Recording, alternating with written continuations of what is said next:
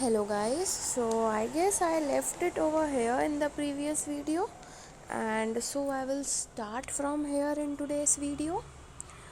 Topic is legislation as a source of law, and most probably this is the last topic of this chapter. In modern times, legislation is considered as most important source of law. As we have seen custom as sources of law, we have seen precedents as sources of law, and now we are seeing that legislation, as we know, three organs of government concept. Legislature makes the laws, and basically that is in most of the modern developing or developed countries of the world. And so this is the most popular and most common and the most important source of law it can be said to be. Term legislation is derived from Latin word legis, which means law, and lactum, which means to make. Therefore, legislation means making of law. And we very well know what this body does, what legislature does, it makes law. So, even the word itself suggests the same thing. Importance of legislation as a source of law can be measured from fact that it is backed by authority of sovereign and it is directly enacted and recognized by the state. State, I tell you, I have told you many a times also, it is the government. So legislation is a part or an organ of government. That's why it is backed, it has the support of the government and authority of the sovereign country. Expression legislation has been used in various senses. It includes every method of lawmaking. In strict sense, it means laws enacted by sovereign or any other person or institution authorized by him. So, legislation in the most strict way, it means the laws or rules or regulations which are enacted or made or framed down by the sovereign authority of the nation or by any institution which is given the power to make laws in its place by that sovereign authority only. Kinds of legislation, there is a flow chart which explains this. Supreme legislation, laws, now this is in the context of India.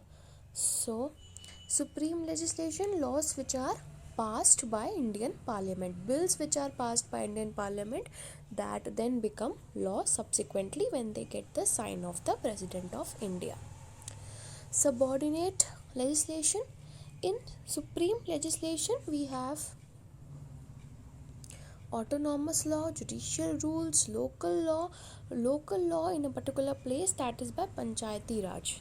Colonial law, that is Government of India, acts and all those things, because we have inferred or we have taken so much things from these acts also. Then we have executive legislation. Now everything is explained over here. Supreme legislation, when laws are directly enacted by sovereign, that is the parliament or both the houses, it is considered as supreme, because in India, as we know, parliament or those both houses, Lok Sabha and Rajya Sabha, are basically the supreme authorities that make the laws for whole of the country. One of the features is that no other authority except the sovereign itself can control or check it.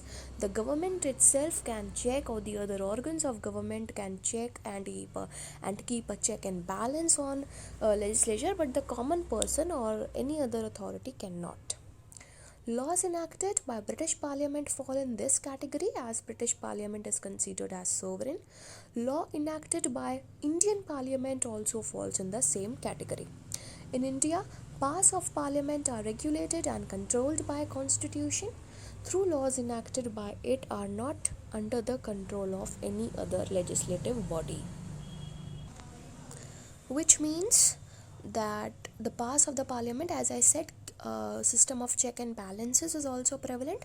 The other organs of the body can keep a check on the legislative body, and because that is also mentioned in the Constitution of India, so indirectly the powers of the Parliament or the functions, duties of the Parliament that it has, all are regulated, monitored by the Constitution itself.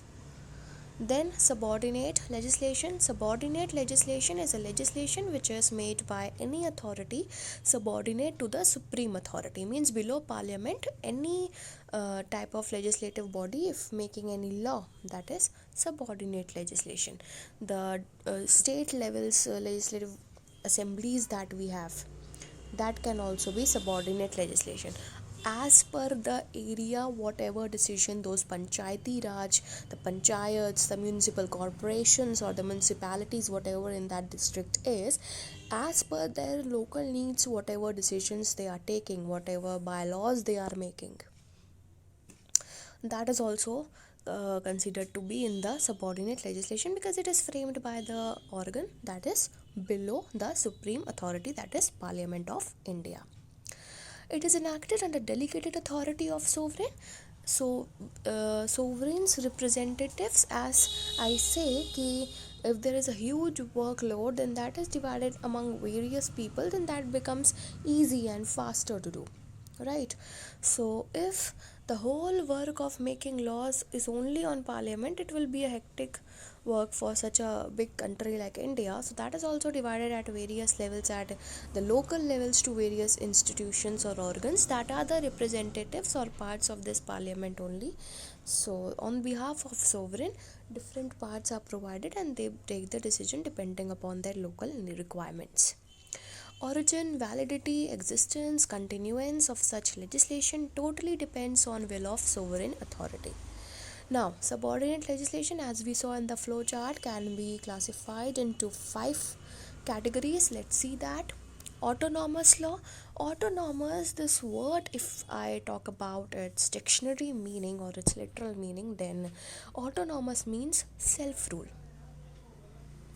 When a group of individuals recognized or incorporated under law as an autonomous body is conferred with power to make rules and regulations, the laws made by such body fall under autonomous law.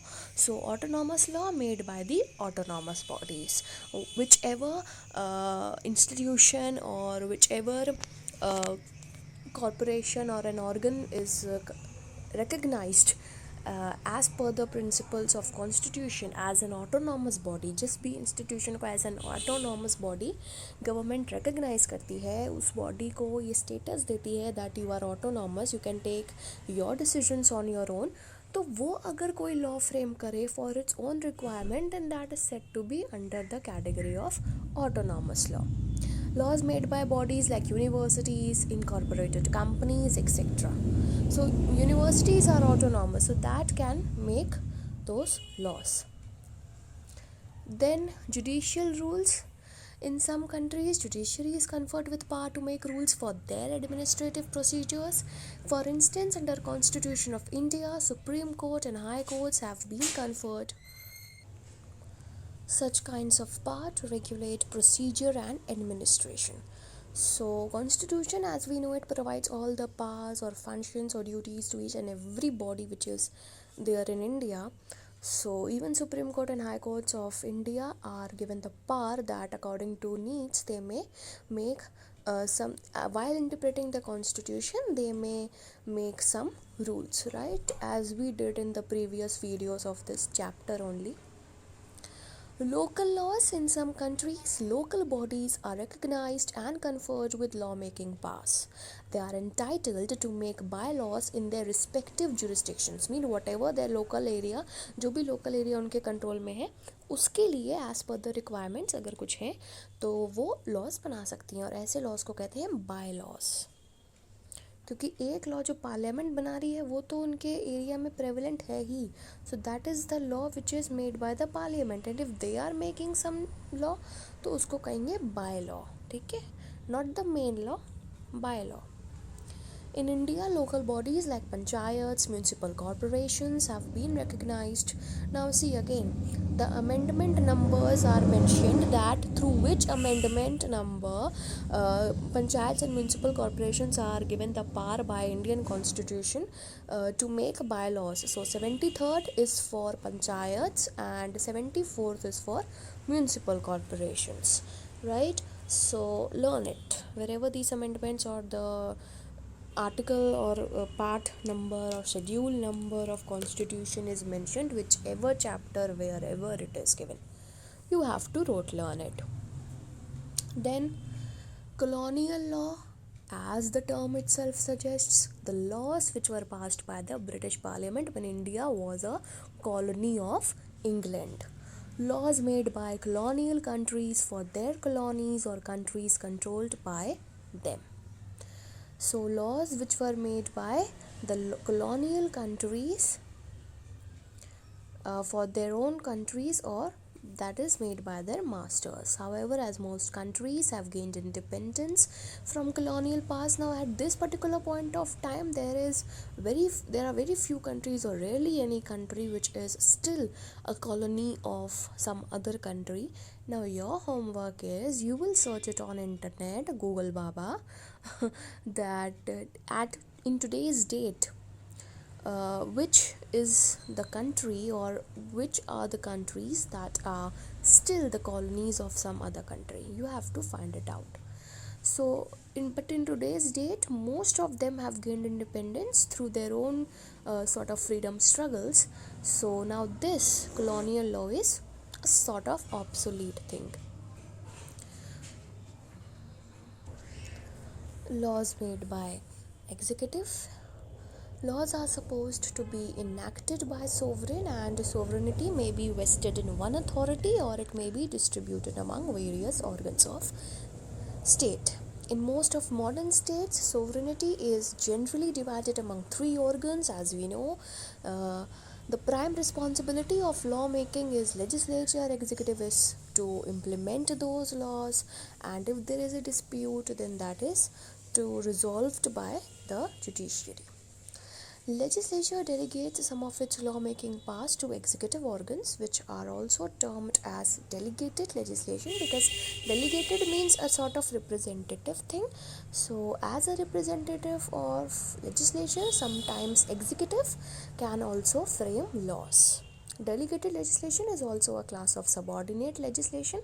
In welfare and modern states, amount of legislation has increased manifold, and if it is not possible for legislative bodies to go through all the details of law, so only legislature as a part of organ, as a part of government, it is not really easy and not possible for only legislature to frame the laws for the whole of big countries like India, because there are so many crimes, so many technology has advanced, and there's so cyber crimes, पहले तो सिर्फ normal crimes होते थे, अब cyber crime होते हैं.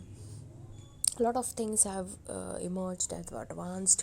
अगर science positive way में एडवांस कर रही है तो उसके कुछ नेगेटिव एस्पेक्ट्स भी हैं.